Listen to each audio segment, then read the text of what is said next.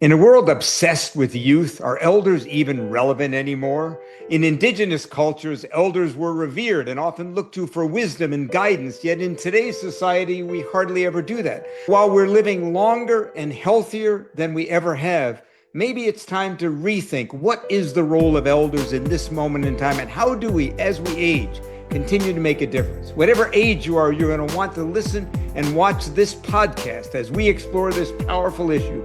What is the role of elders at this time in human history? Let's get started.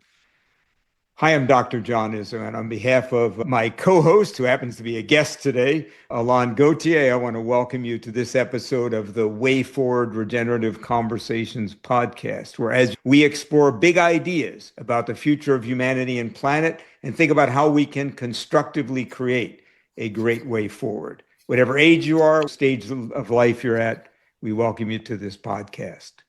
Now, today we're going to explore this issue of the role of elders at this moment in our society. And I couldn't help but think of an experience that I had about 15 years ago. I spent about 6 weeks in Tanzania out with tribes, some hunting and gathering tribes and some traditional tribes in Tanzania. And I remember one particular experience where I was sitting with the Tribal Elders Council in the Iraq, not IRAQ, but RIAK tribe in Tanzania. And they were telling us about the role of elders in their community, how as you reached a certain age, you automatically became a member of the Council of Elders, and that younger people in the tribe would often come in important moments to ask for their wisdom. And then after telling me about this, the chief of the tribe turned to me and said, "So tell me how the Council of Elders works in your society."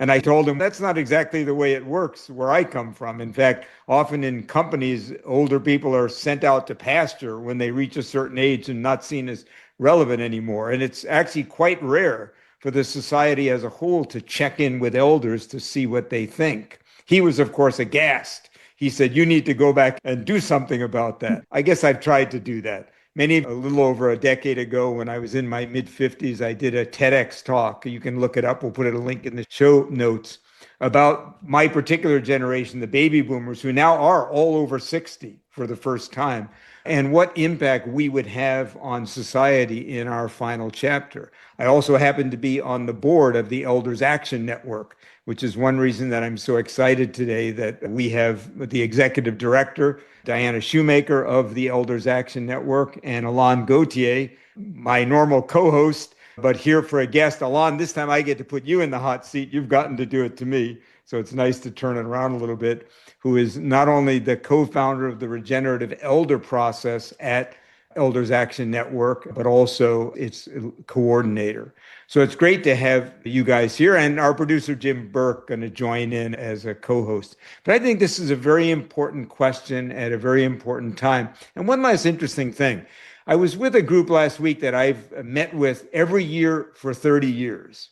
And we've all aged together. I was the youngest when we started, so many of them are now in their 80s, late 70s, and a few of us young bucks in our 60s. And on our call last week, when we were gathering for our annual gathering, which we've gone virtual now, I quoted E.B. White, who wrote Charlotte's Web, who said as he aged that when he woke up in the morning, he vacillated between his desire to savor the world and his desire to save the world, which he said makes it difficult to plan my day.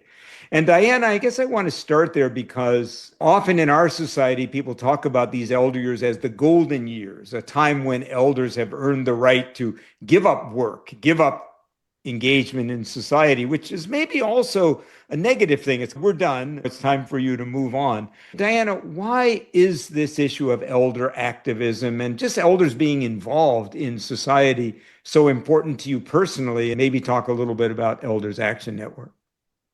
We are seeing elders in a new way. Elders are living longer. They have had careers that they're no longer spending time in, but they have skills and talents and resources, energy to give to the world in a way that they maybe didn't see themselves doing in the past or had the opportunity to do. There is history that they bring. There's perspective that they bring.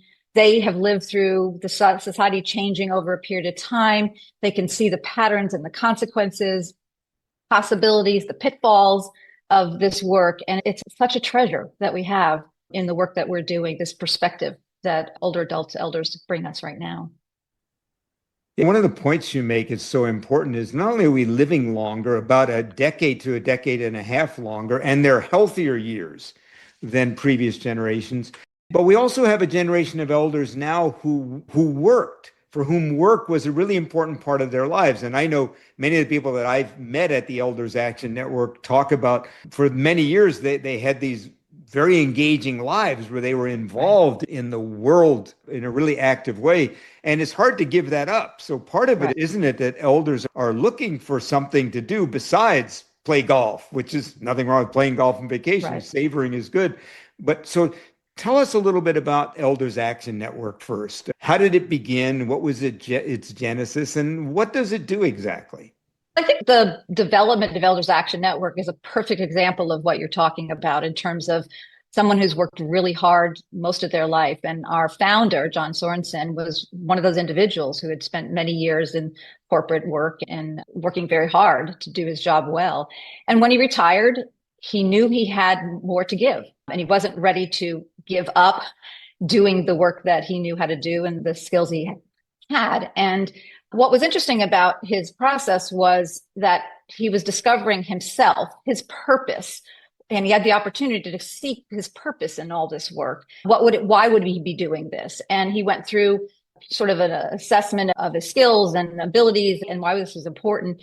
And he brought some other elders along with him in the very early stage of this to have that same conversation. And they talked about being conscious elders. There was more than just doing the activism. They wanted to do it differently. And that's how it started, with 47 people who got together and talked about this work and grew into Elders Action Network. And we still, to this day, incorporate both levels of that. I think of it as purpose as well as practice. The purpose is why we do what we do, what's guiding us, what's directing us, what's urging us to do this work. And then the practice is the actual activism that we bring and the actions we take.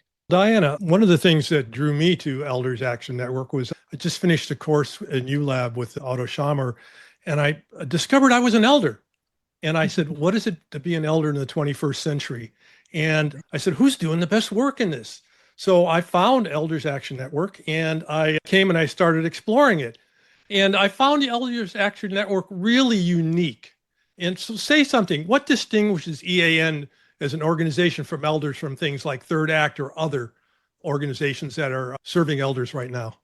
I think I mentioned it, that purpose and practice, that we really want people to come into this through a pathway of exploration, not only individual exploration, but their community and understanding their community, understanding themselves before they take action. Or if they are taking action, this other part of themselves, this purpose part, may come into question. And Elders Action Network has a place for people to explore the pathway into activism. And you can come in through the action, or you can come in through exploration of self. So we lead people through this process. Elders Action Network is unique, and it offers an educational component.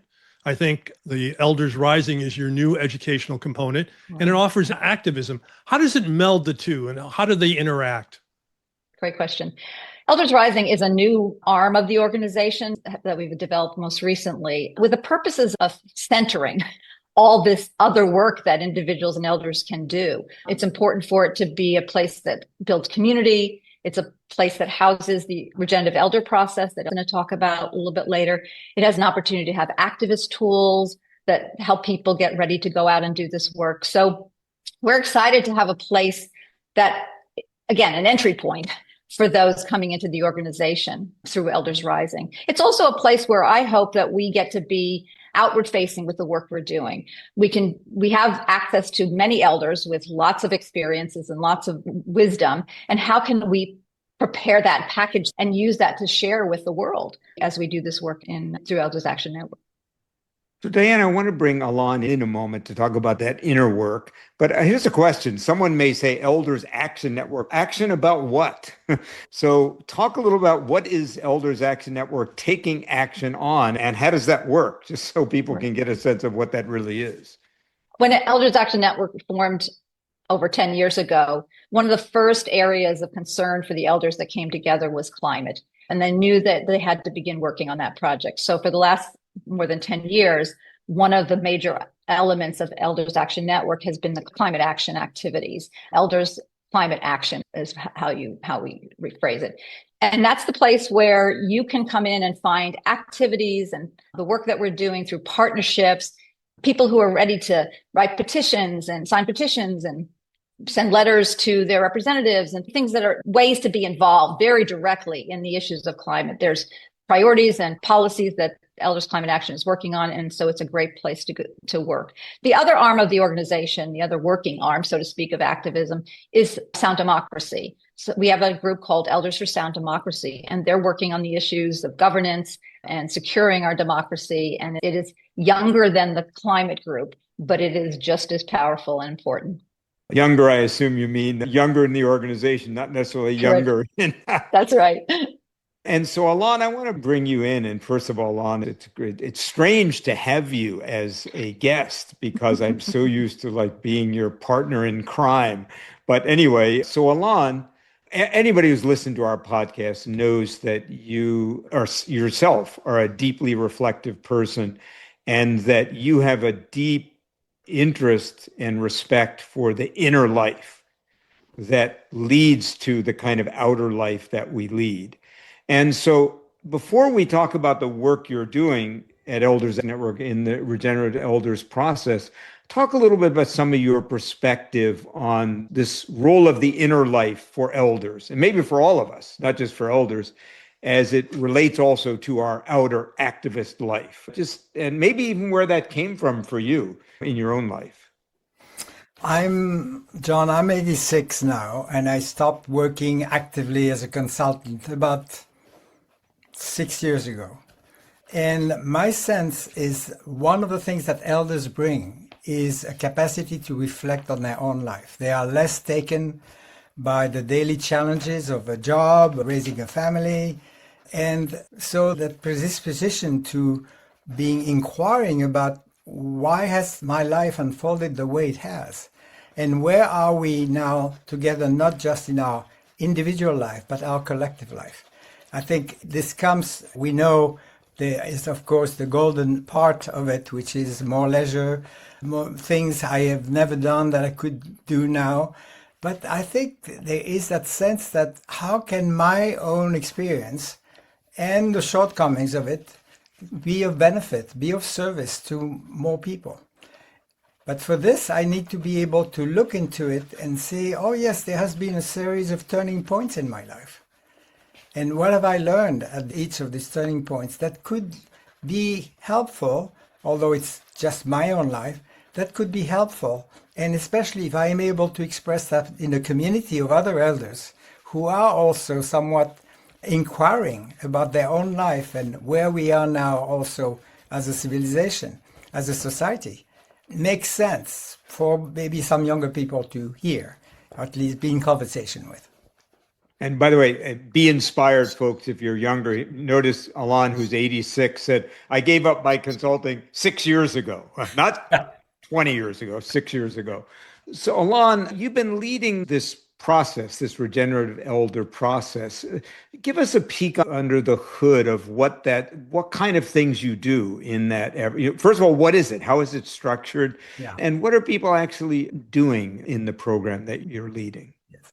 Well, we called it Regenerative Elder Process, thanks to Jim, who introduced the word regeneration within it, because we changed the name of one of the units, which is not as prominent as the other two that Diana mentioned about, which is Elders for Regenerative Living. It used to be sustainable living. And so regenerative means that we are willing to look at life as the main decision point. What impact we are doing now, I am doing now, will have on life in a larger sense, not just our human life, but life in the other realms, for the other species that exist on Earth.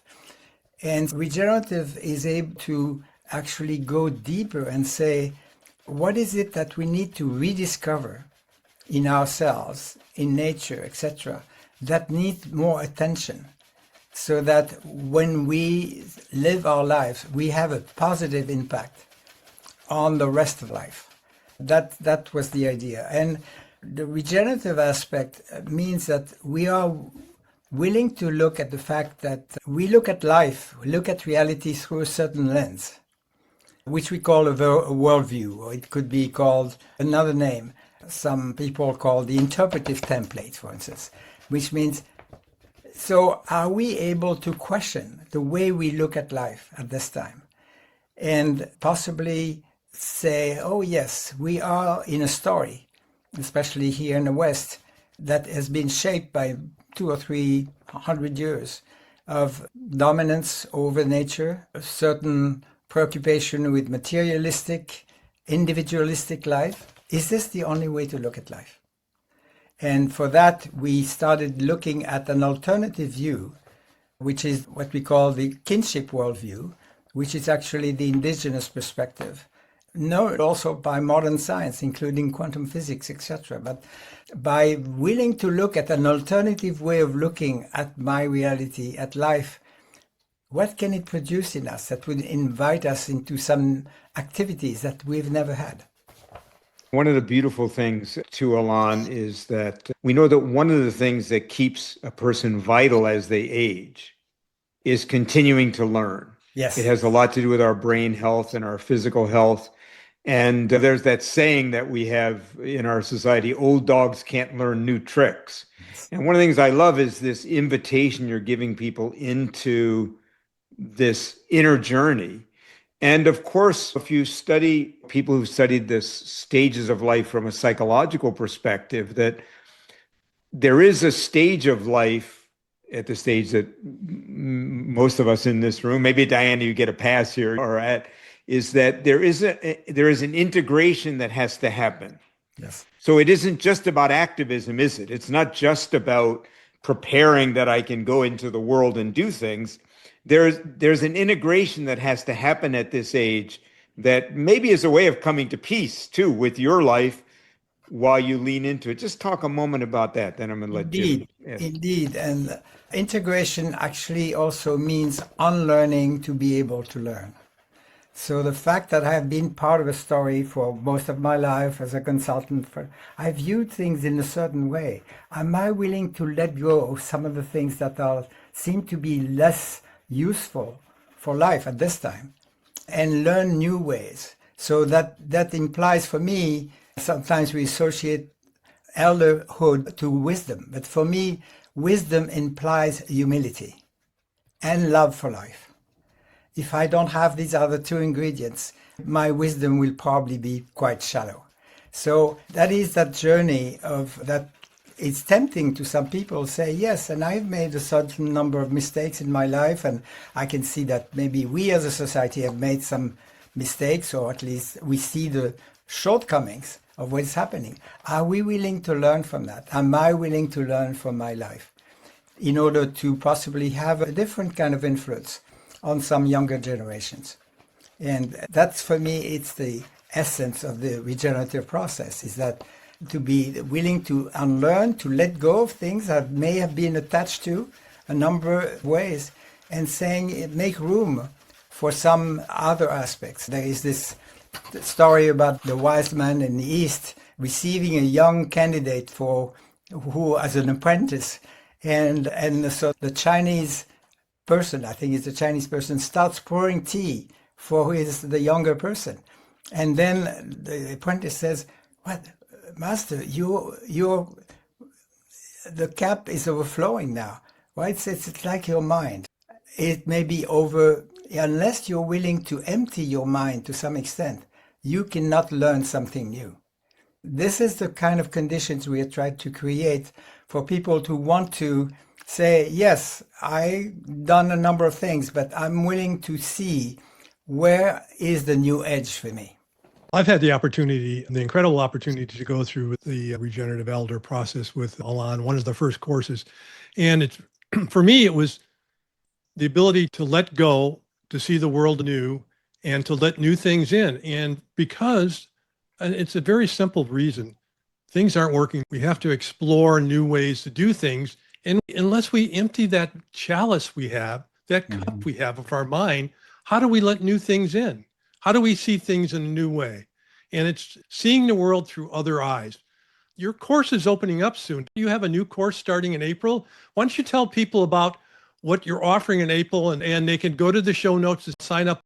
How do we enter this world? How do we get into this process? And what's coming available, and what's the dates for April? Yes, so we are actually have a first stage where people have a chance to, in a couple of hours, see a number of videos and read a number of readings where they can say, is this really this work for me? So there's no commitment. And then, but if they say yes, and some of these videos and writings are quite provoking for a Western mind sometimes. And they say, is this the kind of inquiry I want to be in? And that will be starting in the first Tuesday of May, and then through May and June. Then they go into a deeper exploration. And we are calling that exploration challenging on worldview, able to look at alternative worldviews, which we call regenerative worldviews. And am I capable of embodying them? It's not just about the mind and the heart, but can it be then so much part of me, and knowing that it's going to take a while, so that I start doing things in a different way, from a different heart, from a different mind that I used to have. And that's why we need 9 weeks, because it covers many subjects. Beyond looking at the alternative worldview, the kinship worldview, then we say that modify our relationship to nature. Am I one with nature, or am I just being separate from nature? And what does it mean for the relationships I have? What does it mean? So we look at gender relationships, for instance, from that perspective, the sacred masculine, the sacred feminine. And we are also looking at how I work with other generations, younger generations. What kind of influence and what kind of learning, because it's a reciprocal issue. What can I learn from younger people, and what can I bring to younger people? And then what can be my involvement in the community where I am? So it is about, yes, being, it's possibly doing. And the doing will be affected by the different kind of being I am able to inquire into and find, oh yes, that's maybe more who I am at this time. And the idea is to have people reflect enough ahead of time, so that they have a sense to say, am I asking myself these questions? And then being for 2 hours the company of other people who are in the same inquiry, then what can happen? And then we invite them, if they want to, in a community later on.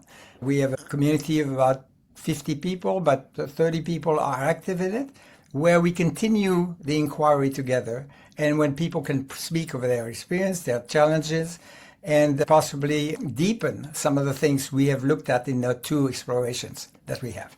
I hope this gives a fair idea, but I'm open to questions, of course.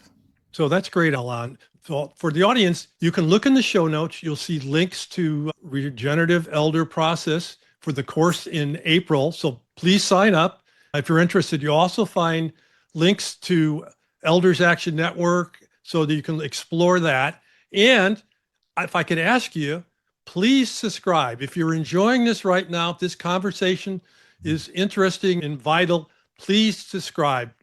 Now I'm going to turn it back to John. Yeah, and subscribe and comment. We love your comments. And subscribing helps you because you'll hear about the next episode, including our soon-to-come Democracy Crossroads conversation. Many of you were in our Climate Crossroads conversation, which we did in collaboration with the Elders Action Network and the Elders Climate Action. Diana, I'm going to be a little provocative for a moment. I know that the Elders Action Network and Elders Climate Action do a fair amount of intergenerational work. But someone might ask the question, why do we have to have a group of elders per se coming together? And I know I have my own reasons why I have found that important, but speak a little bit about that. What do you think is the unique or value? Because let's face it, obviously elders, people of any age, can be active in many organizations working on issues. So I'm curious, from your perspective, what have you found is the extra value that elders have found by being in an elder cohort? I'm just curious about that. I first want to say, I think that one of the beautiful parts of Elders Action Network is the idea that we are not doing this for ourselves. We are doing this for the future generations. So it automatically makes it powerful in the way in which we're doing our work. We're not thinking about ourselves. Obviously, we're thinking about our immediate needs, but we're more likely thinking about what this means for the long term.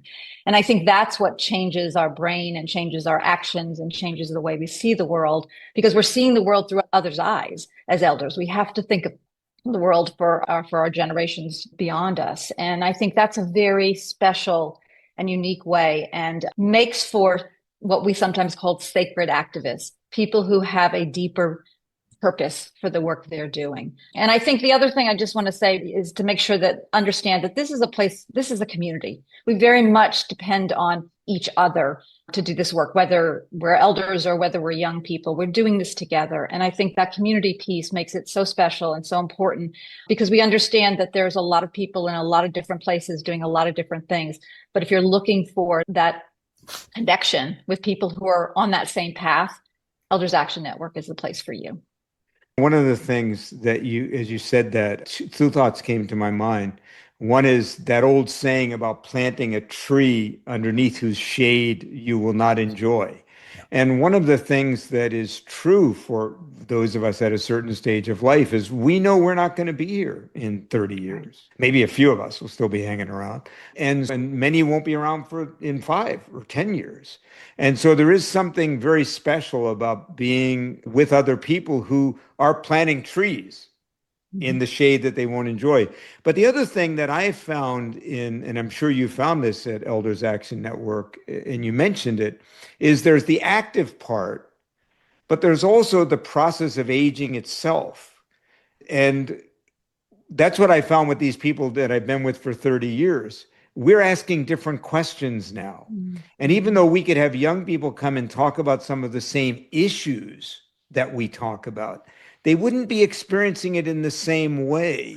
So do you find that also people are finding, as you said, it's a community, not just a place to take action? And there's something about being with other people going through the thing. Aging is not, as they say, for the faint of heart either. And there's an element of even knowing what it's like to age.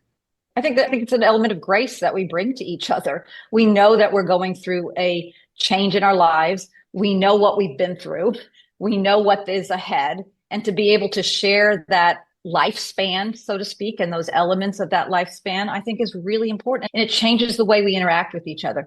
We have an elder who started and spent a lot of time in the regenerative elder process. She took the course. She's been involved in that.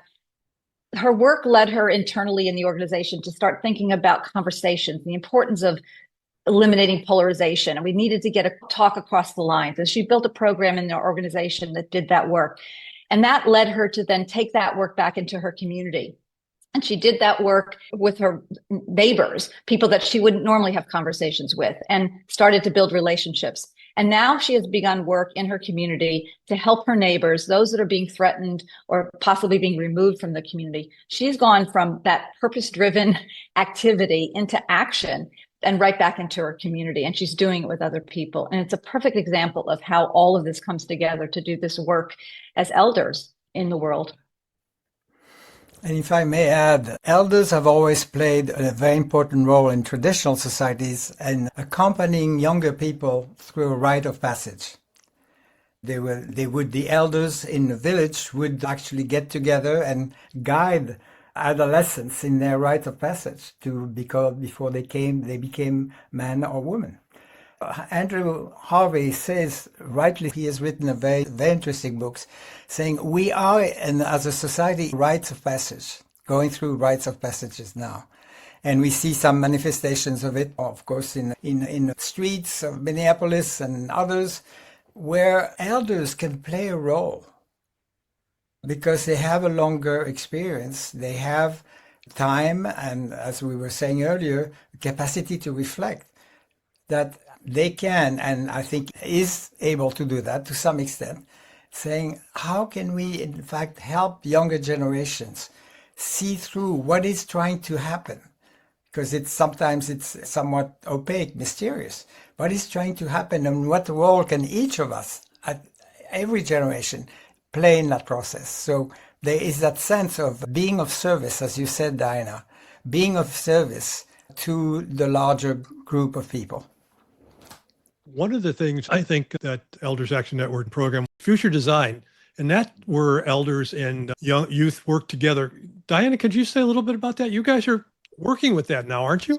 Yeah, we are celebrating this project that helps generations look at how to handle very real problems right now by imagining into the future, 25 years, 30 years into it, and having conversations and dialogue around it. And it's fascinating that problems are getting solved in communities as a result of bringing all these generations together to think through how to solve it. And it's a great example of how generations working together can make a difference. And so it's an exciting new project that we're hosting at Elders Action Network. We've got a workshop coming up in the climate area. You'll go on our website, you'll see it. It's a future design workshop for 3 sessions around the issue related to climate. And it's a great way for us to understand this process and hopefully take it back into our communities and deal with some of the challenges we have there. We had a great episode earlier that I encourage the listeners, viewers to go back and look at that one. And Jim, let's put that one in the show notes for people where they can go back and look at that. I was thinking as you guys were talking too about something that's in the news right now that really shows me something that elders can bring. You know, one of the things is that we've lived through some of these cycles before. And one of the things about being young is you can read about history. It's another thing to live through history. And I was thinking of, and you may or may not want to comment on this particular thing, but I think it's a great example. If you've been following the Olympics is going on right now, and Hubert Hess, who's a U.S. freestyle skiing Olympian, at a media scrum said that he had mixed feelings about representing the United States right now on the Olympic team. And he said, I quote, "Just because I wear the flag doesn't mean I believe in everything that's going on in America right now." And there's a lot of reaction in social media around this, including the president's son, who said that he shouldn't have tried out for the team if he felt that way. And I was thinking, many people think, oh, this must be new. But I was thinking in the 1960s, which all of us in this room lived through, in the anti-war movement, there was that great phrase, love it or leave it. Mm. And whether you agree with Hubert Hess or disagree with him, it really doesn't matter. But it seems to me, if we were to ever give up the idea that being a patriot means that you do express dissent, then we've lost something much more important than the next gold medal. Mark Twain once said, love your country always, your government when it deserves it. And I'm not weighing in whether this government deserves it or not, but I'm all for Hubert Hess to speak out. And again, I think a lot of younger people may not remember those times. I'm sure you lived through those times. Yes. And what brings it brings for me also is the role that elders can play in education. We have actually a group within the REP community, which is devoted, about 12 of us, devoted to what can be the role of elders in modern education that they used to have in traditional indigenous education. Of course, adapting it for the very new circumstances in which we are.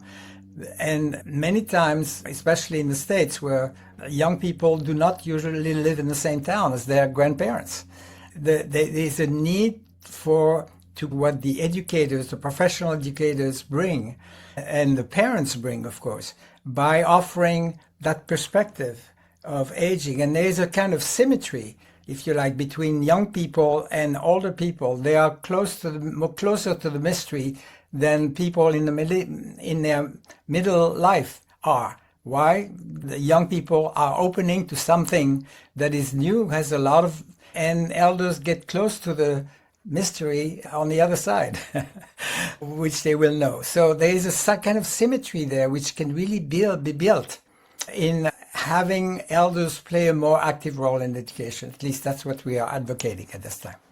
And I know Jim's got a question, but yeah, you made me smile, Alain, because when you said we're closer to the mystery, I was thinking when my mother was dying, and she was a very religious woman, and the chaplain came to visit her, and he asked her, "Do you feel close to God?" And she said, "Too close." to close. Jim, over to you. I just wanted to go back to the idea of education. And I think this is so unique. And I want to emphasize that Elders Action Network is this bond of education and activism. And they go hand in hand. And they're so unique because we have so many different programs like the book study group. And we have RA. Say something about RA, Diana. That is a program called Resilience and Acceptance. And it's likened to what the processes that Alain was talking about in terms of exploration. The world is changing. Issues are different. Our response to them are different. There are things that are collapsing, that are not sustaining themselves. And how do we navigate through that? What do we do with the changing nature of the country and of our world?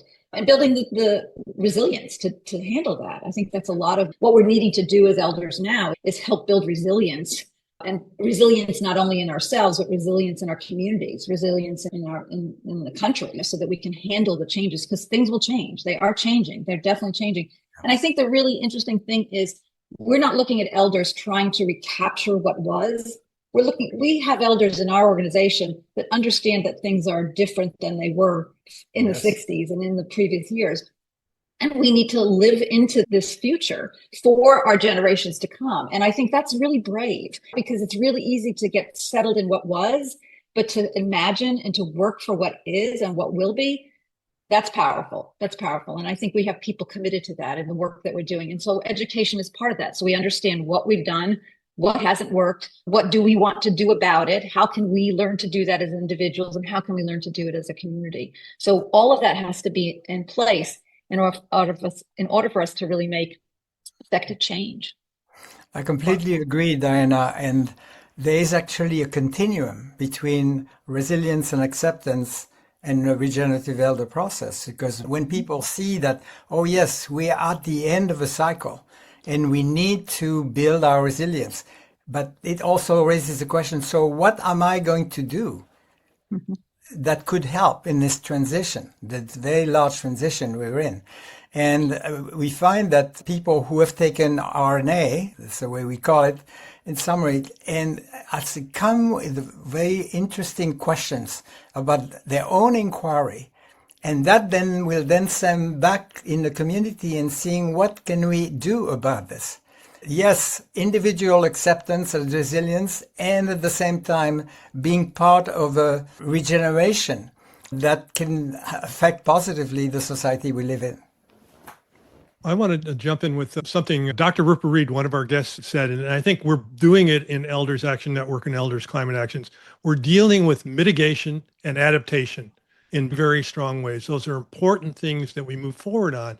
And education is a great component in helping us figure out what do we need to do as far as mitigation and adaptation. John, you want to say anything about that? Yeah, I think when you say that, Jim, about adaptation, I think to myself, I was thinking of this as we think about this podcast, is that I think every generation thinks we're the generation.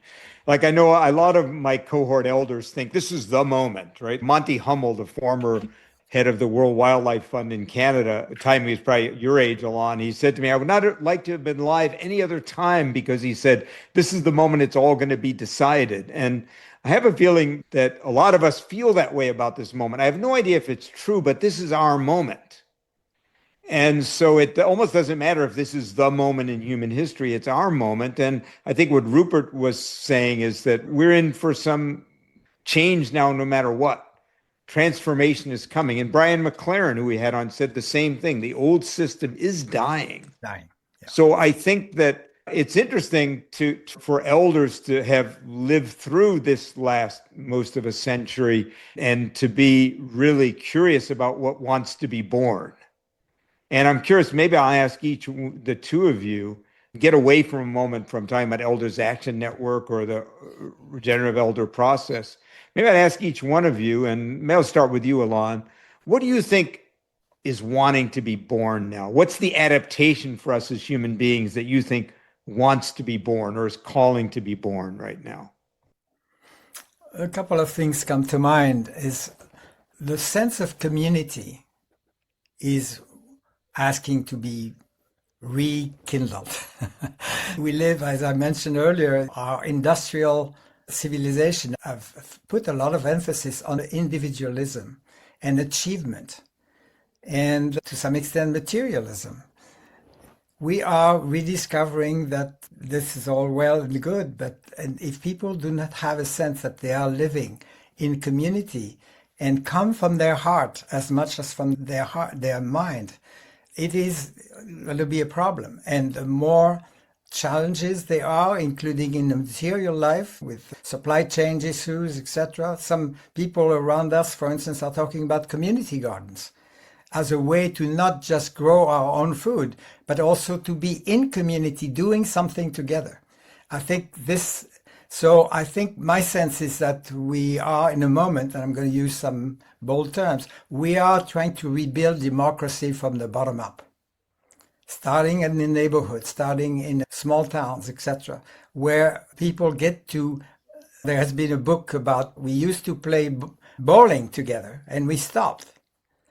That was just a symptom of the fact that people were less and less occasion to be together, doing something together, a sport or something. And that's one of the challenges I find. And the other one is to pay attention to the deepest part of ourselves, which other than living from our heart, but also what is the kind of future we are trying to live, as Diana said, for the younger generations. And it's at a time where a lot of things are up in the air, the climate aspect, some of the political aspects too. What are we trying to invent together? And we cannot invent it individually. So the two things are linked to me. The kind of future as good ancestors that we would like to contribute to having unfold is dependent also on our capacity to cooperate with others, locally, online. It's not limited to local, of course. And so I think for me, that's at least what I hold as most important at this time. And Diana, what about you? What do you think you get to talk to a lot of these elders, and of course you have your own perspective. What do you think is wanting to be born, edging, just eager to get out of the womb, if you will? Yeah, I guess I think about it in terms of a balance that we're trying to seek as individuals and in general. And it has something to do with what I sometimes think of as vitality and purpose. Like the vitality is the action, the activity, and purpose is the reason and the behind the scenes kind of thing. And I feel like as individuals, we're doing that, but we're also needing to do that as communities because we're in a technology world that we know we want that community, but we're going to do community differently. And I think it's an exploration of how to build that in the world that we have. But we absolutely know that community is important. You can see what's happening. And while we're getting back to the community, maybe drastically, but in difficult ways, but we know that's important. So how do we do that in a way that authentically builds community while also keeping the vitality and our purpose alive in the work that we're doing? So it's not defined. It's a growing thing that that's happening right now. But I think that we're trying to figure that out and how we can balance both of those things as we move forward. And I think as an organization, that's part of our work, to hold the balance of the purpose and the self-reflection, as well as the vitality and the engagement and the in action, and do it through community. How do we do that through community as well? Yeah, one of the things I love in a way that both of you said, maybe under the surface, was this is not just about coming together to do something. It's to come together to even figure out what it is we ought to be doing. And I remember one of my seminary professors, Shirley Dudley, used to say, don't just do something, sit there. And this is a moment where we don't really know the answer, do we?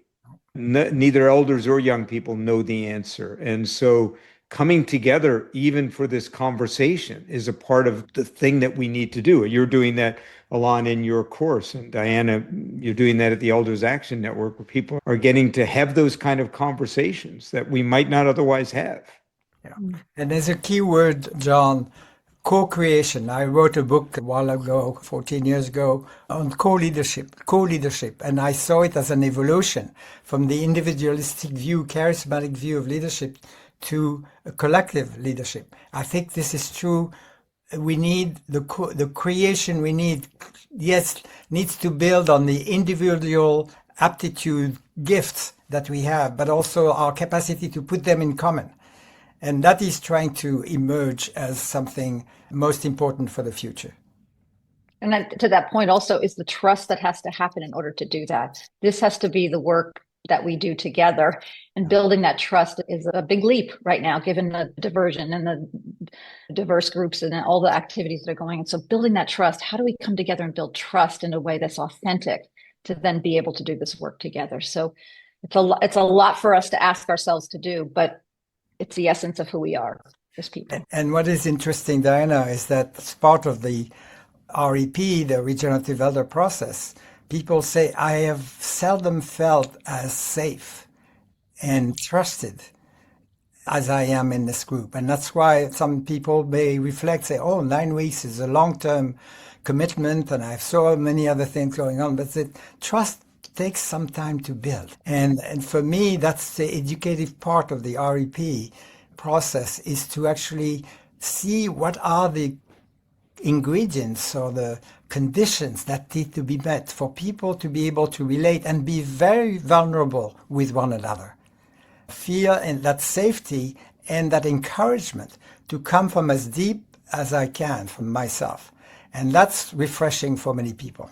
So Alain and Diana, I'm going to ask you, first of all, we're getting toward the end right now. So if someone's listening right now and feels that they want to get involved with Elders Activism, Elders Action Network, Elders Rising, and or for Alain, for Regenerative Elder process, how do they do that? How do they do that? And then I'm going to ask you, once you do that, we'll go through and just ask you what's your last thoughts. Diana, I'm an elder now. I just watched this podcast. How do I find you? All right. eldersaction.org. Simple, easy email website to find us on. Our website is the center of our information. So subscribe to our newsletter, click around on our website to find our action teams and Elders Rising, which is the programs. And you'll see programs and projects, so it's all there. Also, you can always reach out at info@eldersaction.org if you have a question. Happy to get back to you with any answers I can give you to help you on this journey. So we've got a program coming up soon called Exploring Elderhood. It's a great way it's a 3-session program that allows you to talk about the inner work, the external work of Elders Action Network, and how to put that all together. So I encourage you to look up Exploring Elderhood. Any last word on this experience today here with us? This has been great. I'm passionate about this work. I love talking about the amazing work that our elders are doing. And we do it on a very small staff. So volunteer leadership is a huge part of what keeps this organization going. So you can come in and take advantage of our programs, but if you find an opportunity and an opportunity to lead in something, we're building leadership in our elders. So we'd love to have you be part of our team as well around the activities that we're doing. So come and join us. Thank you for being with us today, Diana. And Alain, how do I get into the elders regenerative process? And when does it start again? It starts, the exploratory or introductory exploration starts mid-April. And the program itself unfolds over May and June. And for me, I would recommend that people indeed explore the website, see what resonates with them. We have a 1-page on the REP and we have a deeper materials to go through if possible. Because at this time, it's very important to see,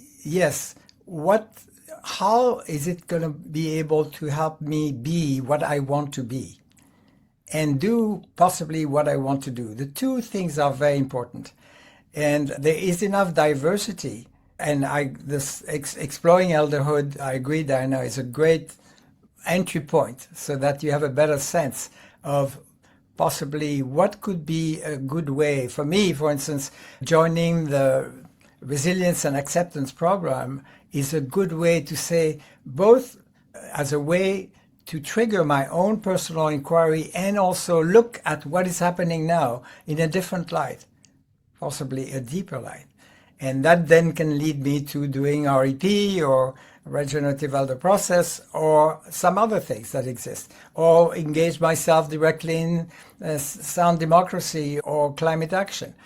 My suggestion is that, especially for relatively new elders, people who are just letting go of a full-time occupation, take your time to reflect. by using some of these resources on what are some of the questions I haven't had time to look at this time that I feel that as an individual and as a willingness to be of service to others, I could do. Alain, I want to thank you for stepping back and being a guest today. John, it's time to close. Take us to our closing. First of all, thanks to all three of you for being here today. I was thinking of a couple of things. First of all, I want to, again, encourage you to subscribe on whatever platform you're watching or listening. We really encourage you to comment and reach out to us. Go to the wayforwardpodcast.com. If you'd like to support us, we'll put in the show notes also. You can buy us a coffee, and we'll put that link in. Not literally buy us a coffee. You can make a donation, and we'll use it to keep this good work going. I was thinking of, there's an old saying from many years ago that old age is that time when you know all the answers, but no one asks you the questions anymore. And I think there are a lot of older people who feel like, I feel like I have so much to contribute now. Now, the truth is we don't know all the answers as we age, as Alain and Diana and Jim have said, but we do still have something to contribute. And look at the three of us. If you want to be inspired, not putting us up some big moniker, but I'm 68, Jim is in his mid 70s now, and Alain 86, and we've still got our hands on the plow, savoring and saving the world. And so if you want to know more, please go to Elders Action Network. At the end of this podcast, we always have this line about history isn't a destination waiting for us to arrive, but it's not just a throwaway line. Someday we're all going to be black and white pictures on the wall. I do some work at the Mayo Clinic, and they have an auditorium there called the Founders Auditorium. And it's almost a spooky place because they have pictures of these early surgeries at St. Mary's Hospital of nuns wheeling people into surgery in a time you would not have wanted to have surgery in those days. And they also have a picture of the Mayo brothers, the two Mayo brothers. And wherever you are in the room, one of them is looking at you. But when I first spoke in that room, I realized all of us will eventually be a black and white picture, either in the hall of some office or room we used to be in a family hallway, and be a memory. And the only question worth asking is, how was the room different while we were still in it? And whatever age you are, it's not too late to make the room different while you're still in it. We'll see you next time on The Way Forward. Good day. Thank you for joining us in this episode of the Way Forward Regenerative Conversations podcast. I'm Jim Burke, the producer. If you found this conversation as enlightening and motivating as we did, please subscribe to our podcast and YouTube channels. Your subscription helps us continue bringing these vital discussions to a broader audience. Don't forget to share this episode with your network, and let's work together to build a better world for all generations. Find us on YouTube, Apple Podcasts, Amazon, and now on Instagram and YouTube Shorts. Together, we can make a difference. We'd love to hear your feedback on today's episode and any suggestions you have for future guests. Please send your thoughts and recommendations to thewayforwardrc@gmail.com. Your input is invaluable in helping us shape the future of this podcast. Thank you for being part of the Way Forward community.